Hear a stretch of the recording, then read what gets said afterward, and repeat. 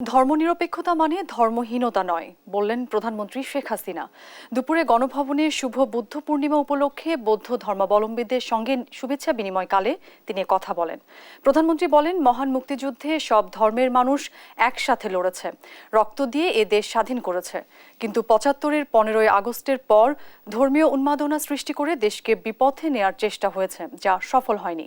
শেখ হাসিনা বলেন, জাতির পিতা বঙ্গবন্ধুর ধর্মনিরপেক্ষতা ব্যাখ্যাকে বিকৃত করারও চেষ্টা হয়েছে।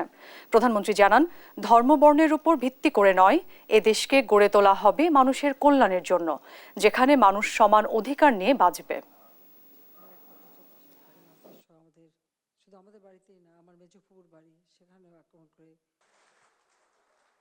বাংলাদেশের সব থেকে সুন্দর জিনিস হলো প্রত্যেকটা মানুষ কিন্তু সব ধর্মের উৎসবে কিন্তু যোগ দেয়।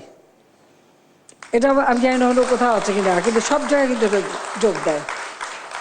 এই জন্যই আমি একটু বলছি যে যার যার ধর্ম শেষে পালন করবে। এবং জাতির পিতা বঙ্গবন্ধু শেখ মুজিব আমাদের যে সংবিধান দিয়েছিলেন, সেই সংবিধানেও কিন্তু সে কথাই তিনি দিয়ে গিয়েছিলেন, লিখে দিয়েছিলেন যে প্রত্যেকের ধর্ম সকলে পালন করতে পারবে, সেটা নিশ্চিত করেছিলেন। তিনি ধর্ম নিরপেক্ষতা দিয়েছিলেন।